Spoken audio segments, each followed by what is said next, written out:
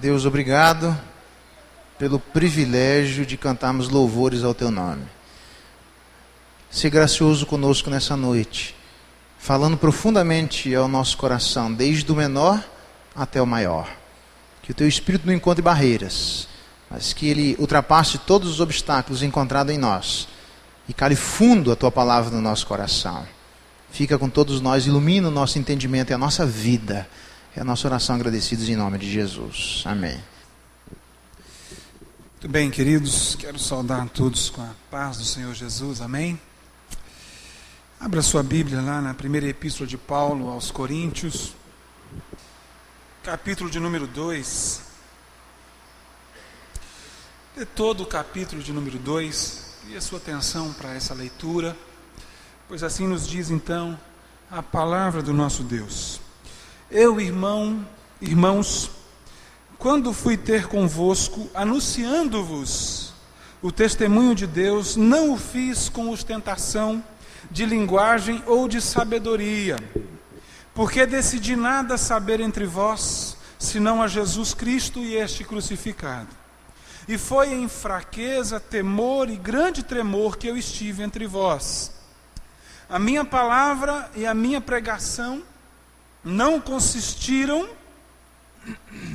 em linguagem persuasiva de sabedoria, mas em demonstração do Espírito e de poder, para que a vossa fé não se apoiasse em sabedoria humana, e sim no poder de Deus. Entretanto, expomos sabedoria entre os experimentados, não porém a sabedoria deste século, nem a dos poderosos desta época, que se reduzem a nada. Mas falamos a sabedoria de Deus, em mistério, outrora oculta, a qual Deus preordenou desde a eternidade para a nossa glória. Sabedoria essa que nenhum dos poderosos deste século conheceu, porque se a tivessem conhecido, jamais teriam crucificado o Senhor da glória. Mas como está escrito, nem olhos viram, nem ouvidos ouviram, nem jamais penetrou em coração humano que Deus tem preparado para aqueles que o amam. Mas Deus nolo revelou pelo Espírito, porque o Espírito a todas as coisas perscruta, até mesmo as profundezas de Deus. Porque qual dos homens sabe as coisas dos homens, senão o seu próprio Espírito que nele está? Assim também as coisas de Deus, ninguém as conhece, senão o Espírito de Deus. Ora, nós não temos recebido o Espírito do mundo, e sim o Espírito que vem de Deus, para que conheçamos o que por Deus nos foi dado gratuitamente. Disto também falamos, não em palavras ensinadas pela sabedoria humana, mas ensinadas pelo Espírito, conferindo coisas espirituais como espirituais. Ora, o homem natural não aceita as coisas do Espírito de Deus, porque eles são loucura, e não pode entendê-las, porque elas se discernem espiritualmente. Porém o homem espiritual julga todas as coisas, mas ele mesmo não é julgado por ninguém. Pois quem conheceu a mente do Senhor que o possa instruir? Nós, porém, temos a mente de Cristo. Vamos orar mais uma vez? Abaixe a sua cabeça. Vamos falar então com o nosso Deus. Senhor Deus,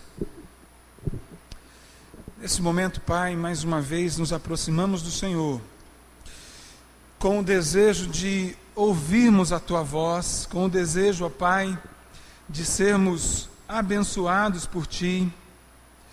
E por isso, ó Pai amado, nesse instante então nós Te pedimos, abençoa-nos, Pai. Venha trazer clareza ao nosso coração. Venha trazer, ó Deus amado, a todos nós, ó Pai, condição, ó Pai amado, produzida pelo Teu próprio Espírito, para que a Tua palavra não seja, ó Deus, apenas letras vazias, mas que seja poder do Senhor movendo o nosso coração, transformando o nosso coração, dilatando o nosso coração, Pai, fazendo-nos diferentes, Pai, plenamente dependentes de Ti. Em nome de Jesus, Pai, nos abençoe, Pai.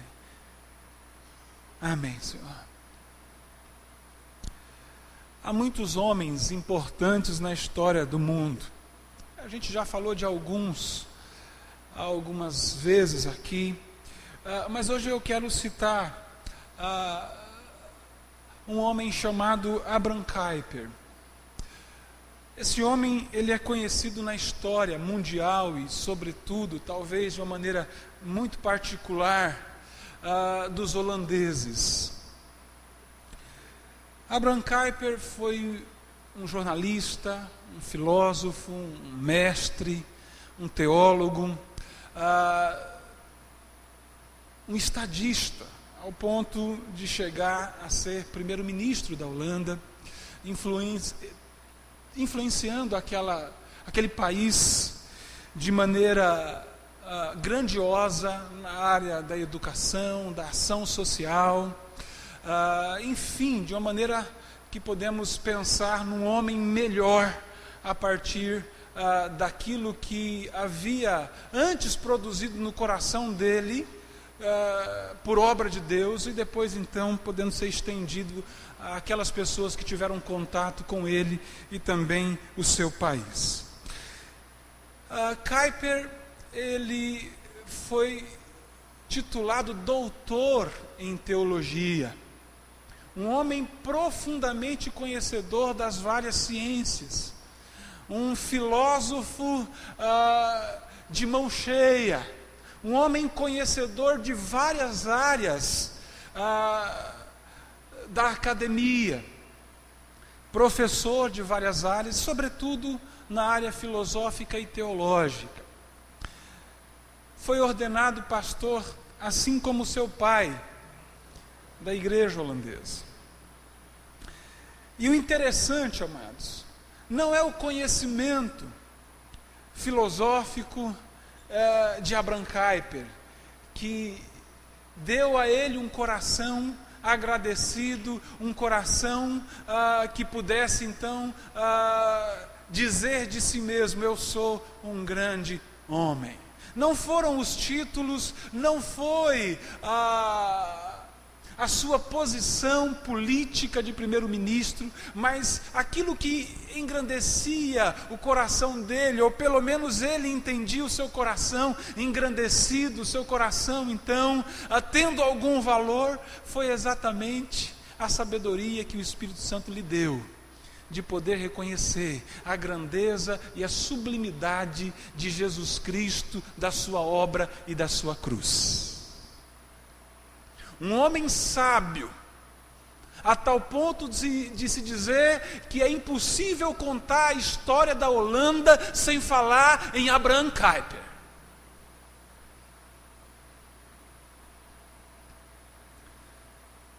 Esse homem, na época da academia, ficou maravilhado com a sabedoria deste mundo.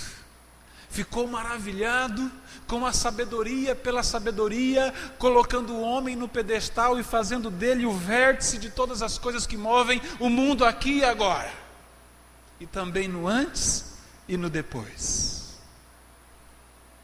A tal ponto, amado, de aplaudir um dos seus mestres, quando este disse que tudo aquilo que a Escritura ensinava a respeito de Cristo era mito, e então havia negado a sua fé. Ele, entre os alunos, aplaude esse mestre.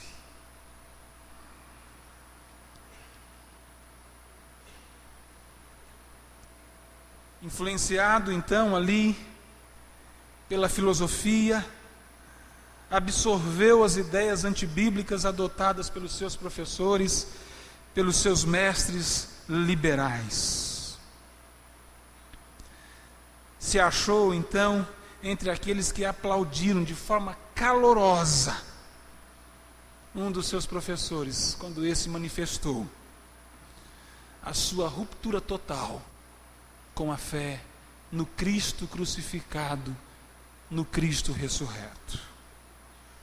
Esse homem saiu da faculdade assim, faculdade de teologia que lhe rendeu o grau de doutor em teologia. Fora ordenado pastor, mesmo tendo aplaudido alguém que negou a fé cristã, e foi pastorear então uma igreja numa cidade ali da Holanda, uma cidade pequena. E nessa congregação, ele entendeu, amado, que havia então feito a maior tolice da vida dele. Sabe como? Sendo impactado por uma mulher, esposa de um fazendeiro, uma mulher simples, que após ouvi-lo, ia conversar com ele, falando, contestando as suas pregações, contestando, querido, a sua filosofia, que negava a obra graciosa, redentora de Cristo Jesus. Você entende o que eu estou falando? Um homem doutor em teologia, ordenado pastor, mas que não era convertido a Cristo Jesus. Um homem que se deixou levar pela maravilhosa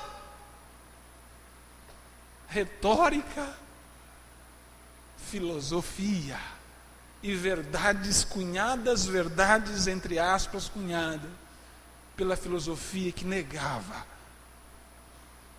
a obra de Cristo e aquilo que era sobrenatural. Essa mulher,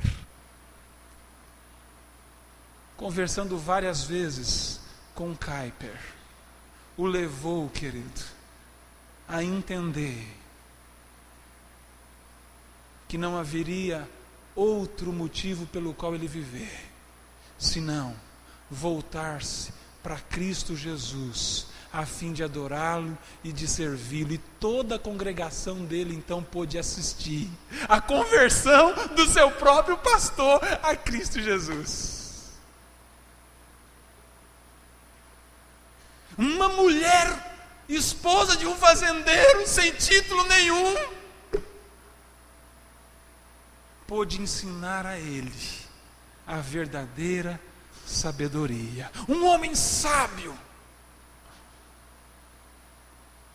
mas que não possuía a verdadeira sabedoria.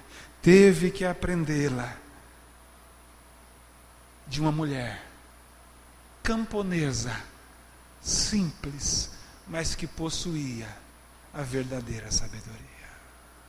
É disso que eu quero falar nessa noite. Não de Kuyper ou dessa mulher, que nem conheço, nem sei o nome dela. Até tentei pesquisar e não consegui achar.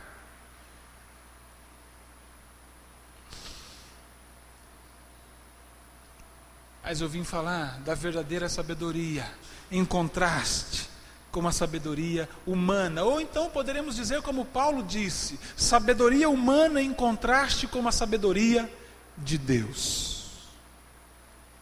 Como tenho falado já a vocês, a igreja de Corinto, uma das coisas que aquela igreja admirava, aplaudia, reverenciava, era exatamente isso. A sabedoria humana. Era uma igreja bastante envolvida, bastante agarrada nas questões filosóficas trazidas pelos vários mestres da filosofia grega ali naquela cidade. E como já vimos aqui em vários outros lugares, Paulo então entende que aquela igreja estava deixando o verdadeiro evangelho para abraçar um outro evangelho que não era outro senão uma sabedoria que não servia para nada. Mas aquela igreja, além de viver esse abraço, esse envolvimento com a questão da filosofia, que entendia o homem então como começo, meio e fim, e não Deus, além desse problema, essa igreja se via como uma igreja perfeita, uma igreja melhor do que as outras, já falamos disso.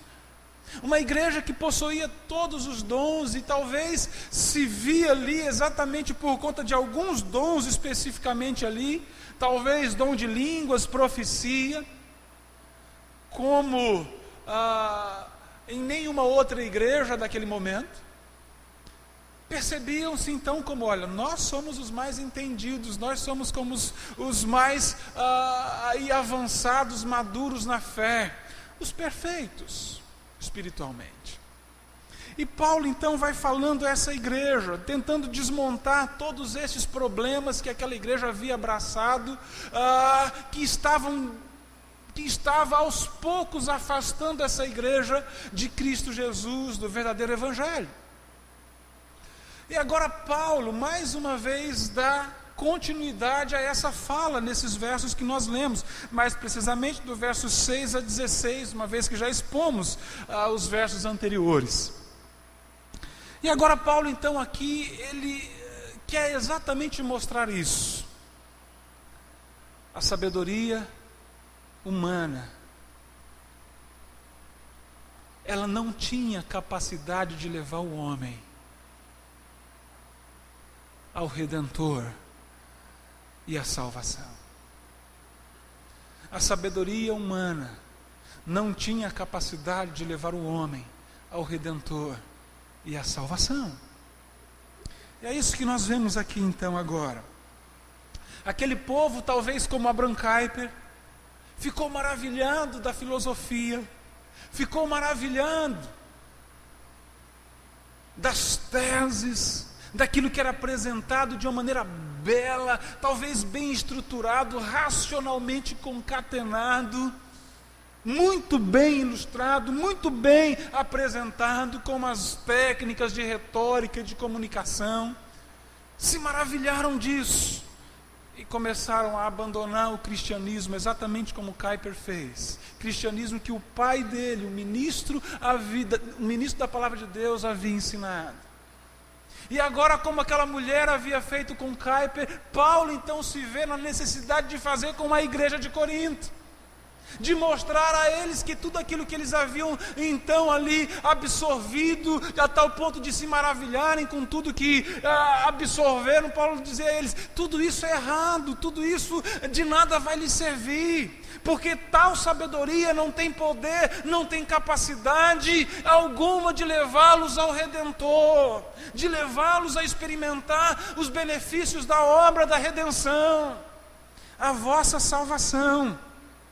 Paulo diz, olha, eu não vim lhes falar palavra persuasiva de sabedoria, no verso 4, mas eu vim até vocês com demonstração do Espírito e de poder. Paulo diz, eu não vim lhes apresentar sabedoria pensando exatamente na filosofia que colocava o homem ali no centro do palco.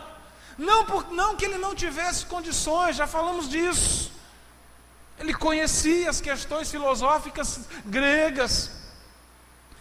E aí então ele diz, olha, mas eu vim apresentar para vocês uma sabedoria. E essa sabedoria, essa sim pode levá-los à redenção, essa sim pode levá-los ao Redentor. Não vim expor linguagem de sabedoria, entretanto, expomos sabedoria entre os experimentados, não porém a sabedoria desta época que se reduzem a nada.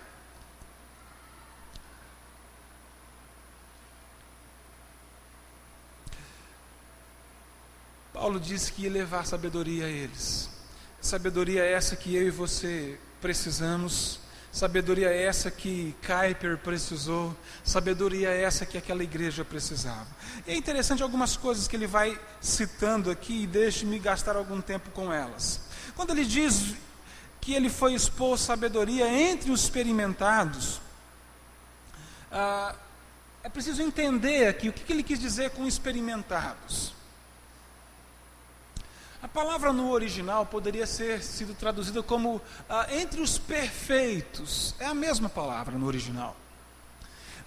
Mas é preciso entender perfeito aqui, não como aquele que não possui nenhum defeito, Mas é preciso entender perfeito aqui como aquele que está a caminho da perfeição plena. Então Paulo está dizendo, olha, eu vim falar sabedoria sim, aos experimentados, àqueles que já estão a caminho da perfeição, ou aqueles que já estão em um certo estágio de maturidade espiritual. A esses eu vim falar. Essa nomenclatura também, perfeito ou experimentado aqui, era muito utilizada também pelos mestres da filosofia. Eles mesmos se identificavam como perfeitos e também dava essa designação aos seus discípulos, em detrimento das outras pessoas, que não ele e os seus discípulos. Como que colocando-se então entre um grupo melhor, acima dos outros. Também, as religiões gregas utilizavam esse termo para se referir àquelas pessoas que já haviam adquirido um grau maior de conhecimento ou de purificação por meio do conhecimento, a gnose, a sabedoria. Então aqueles que já haviam atingido aí esse grau maior eram então assim chamados perfeitos. Isso no meio das várias religiões gregas, pautadas exatamente no conhecimento, na sabedoria, colocando o homem no centro de tudo. Talvez Paulo aqui tivesse utilizado essa palavra exatamente para contrastar, ou aqui para mexer um pouco com eles. Diz, eu vim falar sabedoria, mas é uma sabedoria que não são todos os que entendem, apenas aos experimentados, apenas aos perfeitos, ou os que estão de fato a caminho da perfeição. Esses sim vão entender aquilo que eu vou ensiná-los.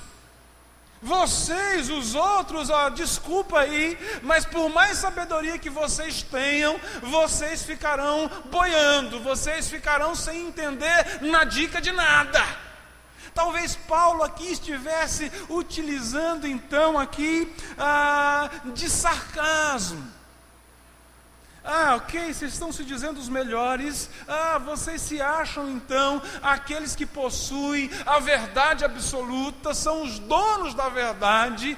Ok, é de fato, vocês admiram a sabedoria, admiram a filosofia. Eu não vim falar a vocês com linguagem de sabedoria ou persuasão de acordo com o que vocês têm acostumado, mas eu vim sim falar a vocês com sabedoria. Todavia, uma sabedoria que vocês não vão entender, uma sabedoria que está acima da sabedoria de vocês, a sabedoria essa que apenas os experimentados entenderão. Parece que Paulo aqui quer dar uma mexida com o orgulho dos coríntios por conta da filosofia abraçada por eles. E Paulo então diz, olha, os perfeitos entenderão. Talvez aqui a gente brinca, né? Assim, com algumas coisas assim, aqui é só para os eleitos, né? Só os eleitos podem ir, não sei o quê, os eleitos. Paulo então estivesse brincando assim, olha, ok, só os eleitos vão entender isso. Só os experimentados, só aqueles que estão a caminho da perfeição. Esses vão entender, porque vocês não têm a verdadeira sabedoria. Eu vim falar a vocês de uma sabedoria que para vocês é mistério. Eu vim falar a vocês de uma sabedoria que para muitos de vocês é desconhecido.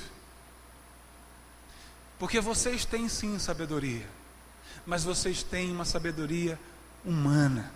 Vocês têm uma sabedoria que não serve para nada. E ele mexe com eles dizendo,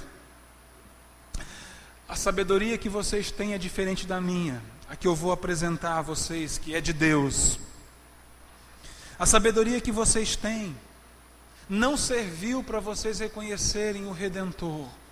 A sabedoria que vocês têm não serviu para que vocês experimentassem a obra do Messias. Pelo contrário, a sabedoria que vocês abraçam fez com que vocês crucificassem o Redentor, crucificassem, matassem aquele que poderia dar salvação a vocês. Ele diz isso no verso 8.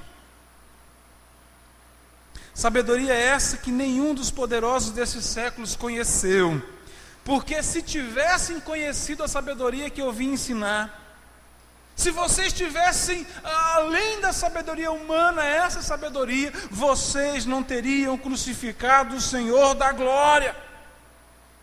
A sabedoria que eles tinham não levou eles, querido, a entender que aquele que estava no meio deles, Jesus, o Nazareno, era o Redentor, o Messias, o Cristo.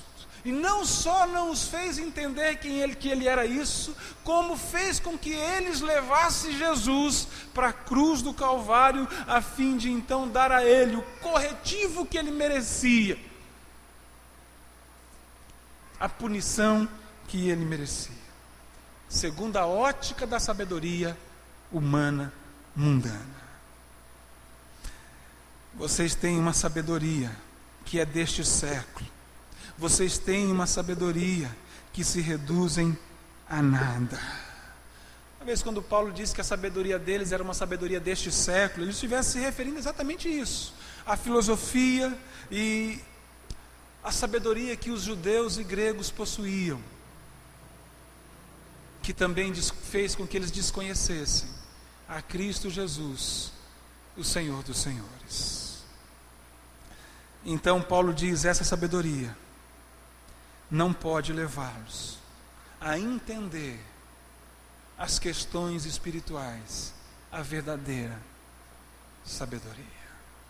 E depois disso, então, Paulo fala da verdadeira sabedoria. E aqui Paulo começa a mostrar a verdadeira sabedoria, então.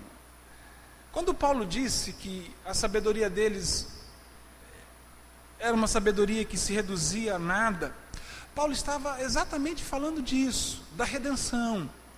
Reduzir a nada significava então, querido, que era uma sabedoria que não poderia levá-los à salvação, à redenção, a uma experiência que poderia encher, ocupar, preencher o vazio da alma deles.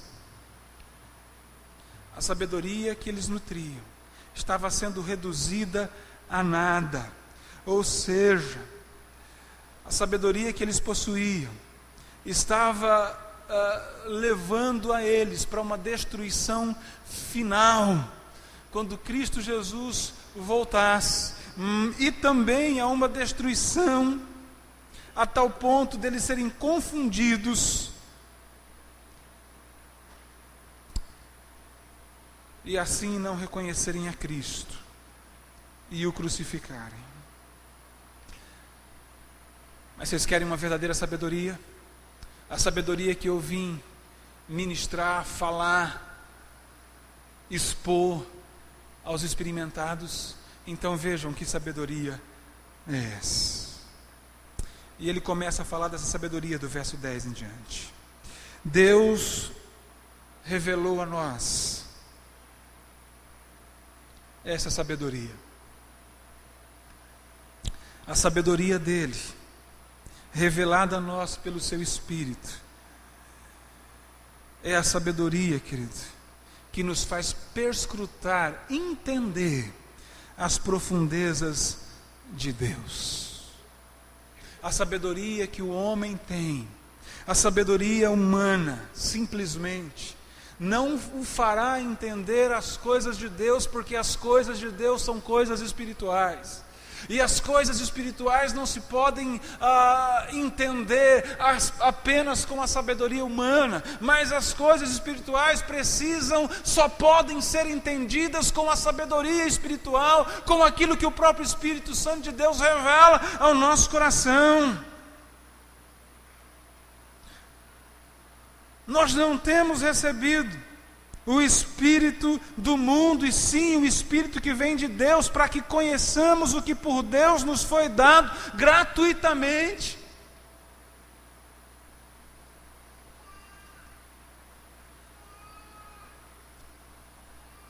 O que vocês têm recebido de sabedoria não levou vocês a reconhecer, querido, aquilo que Deus deu a nós de maneira gratuita. Aquilo que vocês têm hoje abraçado como sendo o principal, como sendo aquilo que tem dado a vocês um status, não levou a vocês a experimentarem aquilo que Deus deu de maneira gratuita. E então, entendam, apenas o Espírito de Deus pode nos fazer entender isso, pode nos fazer entender, reconhecer, conhecer o que Deus nos deu gratuitamente. E quando nós falamos daquilo que Deus concedeu gratuitamente, aqui Paulo está falando exatamente da obra de Cristo, Paulo está falando do verdadeiro Evangelho, Paulo está falando então de Cristo crucificado, Paulo está falando da obra vicária de Jesus, como que dizendo a eles: vocês não entenderam nada do que Deus fez na vida de vocês. E o verso 14 então traz isso ainda de maneira muito clara. Ora, o homem natural, ou seja, o homem que depende apenas da sabedoria sua própria, o homem que depende apenas da sabedoria deste século, não aceita as coisas do Espírito de Deus, porque eles são loucura. Não pode entendê-las, porque elas se discernem espiritualmente. Vejam, amados, o contraste, a sabedoria humana, a filosofia, a sabedoria então ali disseminada, pregada, ensinada pelos oradores públicos na cidade de Corinto, era uma sabedoria que colocava o homem como sendo que perfeito, como sendo que totalmente capaz, como sendo totalmente suficiente em si mesmo. E Paulo então diz: olha, essa sabedoria não vai convergir o coração de vocês para o lugar correto, porque somente a sabedoria que vem pelo Espírito Santo de Deus fará com que o homem perceba que ele não é o fim de todas as coisas, nem o meio e nem o começo. Enquanto a sabedoria humana coloca o homem no pedestal, a sabedoria de Deus coloca o homem como sendo pecador, como sendo miserável, como sendo nada em si mesmo, como sendo morto em delitos e pecados, como sendo totalmente injusto e merecedor do maior castigo que pode existir. Veja, há um contraste enorme entre uma sabedoria e outra. Um coloca o homem no pedestal, o outro diz para o homem: olhe para você, perceba, você é um pecador. Olhe para você, você é um miserável. Olhe para você, você pensa que pelo seu conhecimento você é alguma coisa. Você pensa que por conta das suas obras construídas com as suas mãos, os seus edifícios, a sua arte, a sua retórica, vocês são alguma coisa. Mas a verdadeira sabedoria está dizendo para vocês: vocês estão mortos, vocês não cheiram, vocês não são merecedores de aplauso, mas vocês estão mortos, não valem nada, não podem nada, são incapazes em vocês mesmos, são merecedores não de aplauso, mas de juízo, de castigo, de lamento. Há um contraste enorme entre uma coisa e outra. E Paulo está dizendo: o homem natural, o homem fundamentado na sabedoria meramente deste século e dos poderosos deste século, não podem entender isso. Somente aqueles que possuem a sabedoria que o Espírito Santo de Deus dá, aqueles que já são experimentados. A ideia de experimentados, então, aqui, querido, pode ser, então, a ideia de alguém que já foi tocado pelo Espírito Santo de Deus, alguém que já foi regenerado, alguém que já teve os olhos que antes estavam vendados, agora desvendados, a fim de que possam enxergar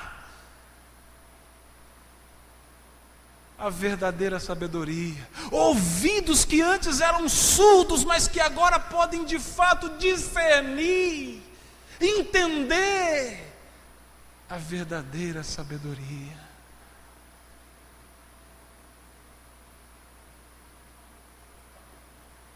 E aí então Paulo diz: o que a verdadeira sabedoria ensina é loucura para vocês.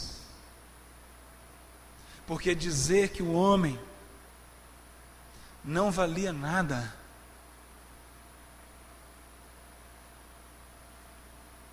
era loucura.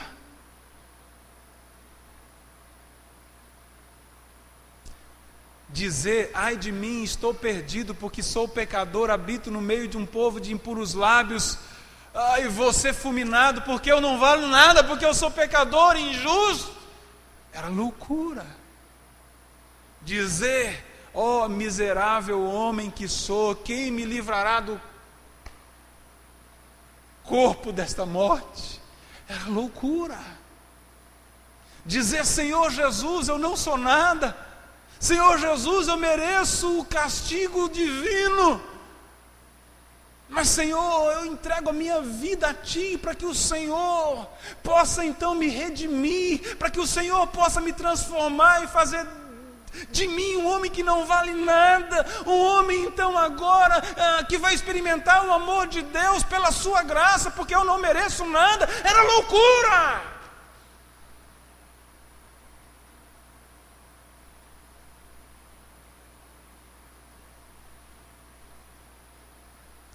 Mas era isso que a sabedoria de Deus estava ensinando a eles.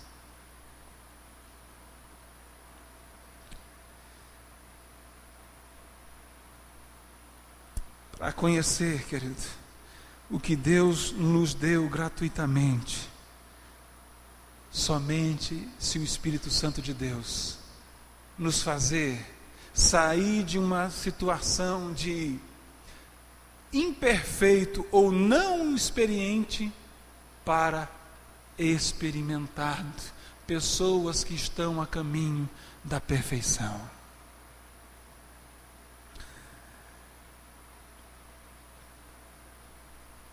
Qual dos homens sabe as coisas do homem, senão o seu próprio espírito? Assim também as coisas de Deus. Ninguém as conhece, senão o Espírito de Deus.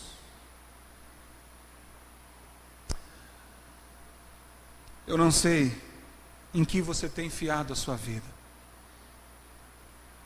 A sabedoria humana pode trazer bastante benefício a você, muitos benefícios a você aqui e agora. A sabedoria humana pode fazer de você um homem rico.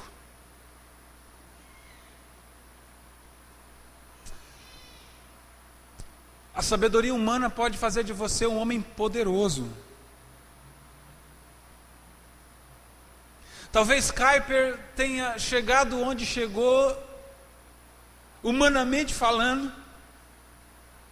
por conta daquilo que ele apresentava,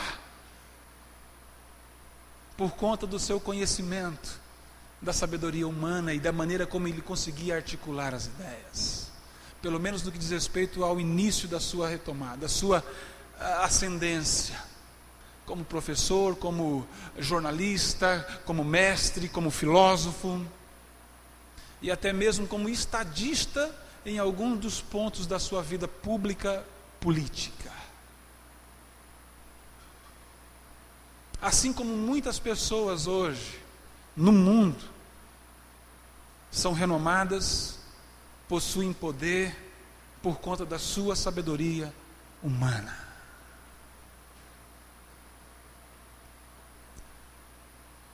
Talvez você conheça de nome um homem chamado Eike Batista.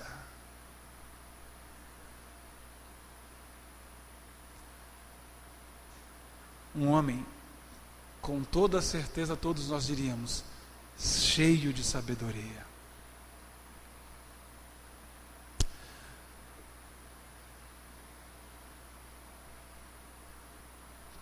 Há tantos outros cheios de sabedoria. Mas, querido, uma sabedoria que darão a eles condições de alcançarem as metas humanas, ou possibilidade de alcançar as metas humanas, mas jamais dará a eles condições de enxergá-los como verdadeiramente eles são, de enxergar, querido, que eles precisam desesperadamente de Cristo, da sua obra, daquilo que Cristo fez gratuitamente para todos aqueles que nele creem. Esta sabedoria é algo que Deus dá a uma camponesa, esposa de um fazendeiro, a um doutor,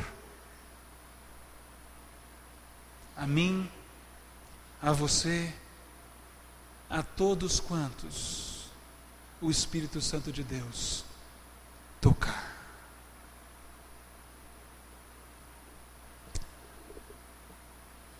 Qual é a sabedoria que tem dado a você alegria, satisfação, quando você se olha ao espelho? A sabedoria que tem feito de você uma pessoa que tem alcançado as suas metas, os seus objetivos aqui e agora? Consegui entrar na faculdade, oh, que beleza, como eu fui sábio. Alcancei minha primeira meta, é só o começo. Agora eu vou buscar sabedoria para alcançar outras mais. Valores, empresas, edifícios, bens materiais, o sonho americano, que agora é mundial.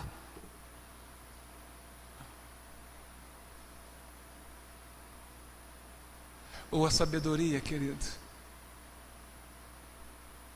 de hoje poder crer em Cristo como seu Redentor, como seu Salvador.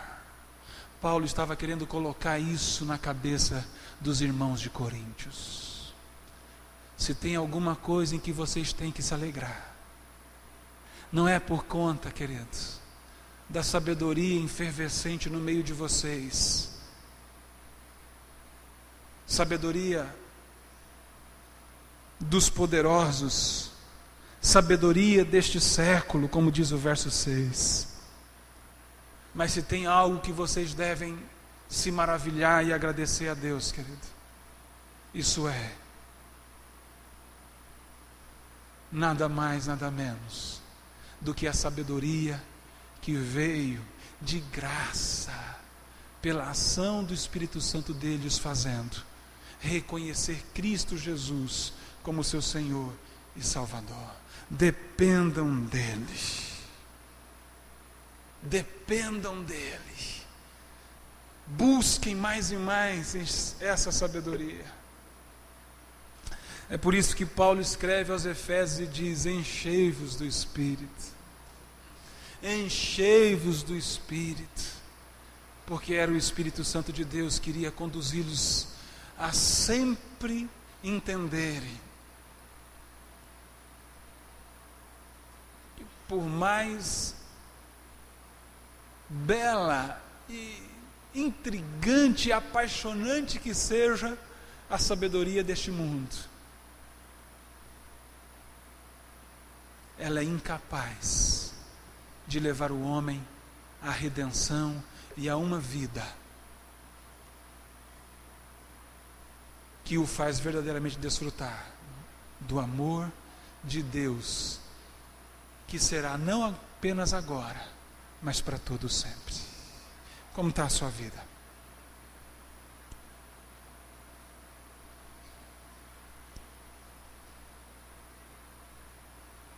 Você pode se olhar no espelho e dizer: Senhor, eu não sou um doutor. Senhor, eu não tenho títulos. Senhor, eu nunca escrevi nenhum artigo para revista alguma, nenhum livro. Não sou conhecido. Mas, Senhor, eu quero te agradecer porque eu tenho a verdadeira sabedoria. A sabedoria que me fez entender, ó Pai amado, e abraçar aquilo que o Senhor gratuitamente me concedeu, que é a redenção em Cristo Jesus, é a salvação, é o seu amor que transformou e mudou a perspectiva que eu tinha acerca de mim mesmo, do mundo e de todas as coisas. Você é um doutor? Você é uma pessoa sábia, de maneira que conseguiu, através da sua sabedoria, capacidade intelectiva, capacidade intelectual, tornar-se uma pessoa de sucesso segundo os padrões da sabedoria humana. Talvez escritor,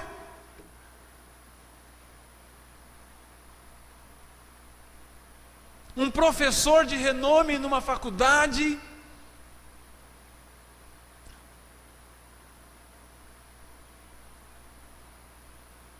mas que entendeu que tudo isso não serviria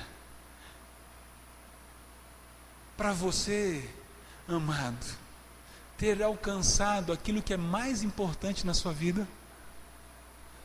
Você entendeu que não são essas coisas que o faz hoje desfrutar daquilo que é mais importante, que é a sua salvação em Cristo Jesus?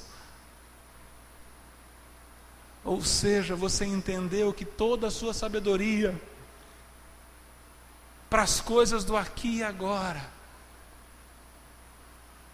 por maior que ela fosse, ou seja, não era a sabedoria mais importante que você precisava e hoje tem?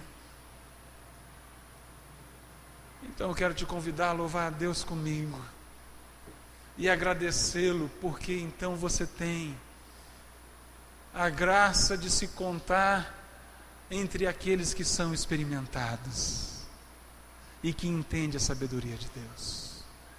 Você é alguém que chegou aqui hoje que ainda não conhece, ainda não entendeu, ainda não percebeu, ainda não conseguiu discernir o que Deus deu a você gratuitamente em Cristo.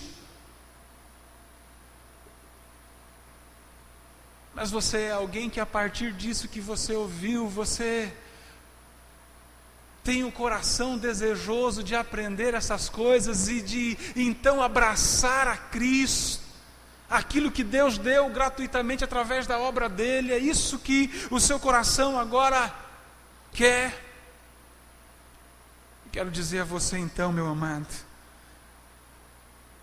Deus hoje quer mudar o seu coração. Deus hoje quer fazer de você um homem verdadeiramente sábio, um homem que possui a sabedoria, que poderá então trazer ao seu coração as respostas às questões mais importantes da sua vida. Talvez muitas pessoas hoje em dia tenham corrido atrás de títulos e mais títulos, sabedoria e mais sabedoria. Querido, não me entendam mal, não estou dizendo que essas coisas não têm valor. Todas essas coisas tiveram um valor enorme na vida de Abraham Kuyper, quando ele passou a olhar todas essas coisas na perspectiva da verdadeira sabedoria. Quando elas foram filtradas, quando elas foram redimidas, redirecionadas, fez com que Kuyper se tornasse então esse homem tão importante na história da Holanda. Espírito, enche a minha vida, para que minha vida seja redirecionada, a tal ponto de todos os títulos que eu quero buscar e ter, sejam títulos que venham ser, todos eles, pautados, basilados, pelo Teu Espírito, pela verdadeira sabedoria. Quem é Cristo para você? Quem é Cristo para você? O que é a obra de Jesus para você? Era disso que Paulo estava falando para Corinto. Eles estavam deixando Cristo de lado e abraçando, querido, o homem, a si mesmo, o seu próprio coração.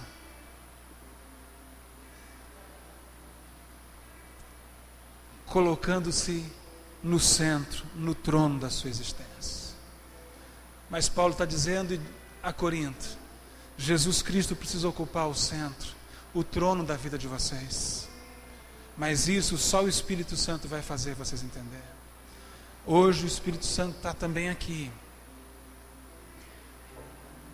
a fim de que você então possa, querido, sair do centro, do trono do seu coração e entender que Jesus Cristo precisa ocupar esse lugar.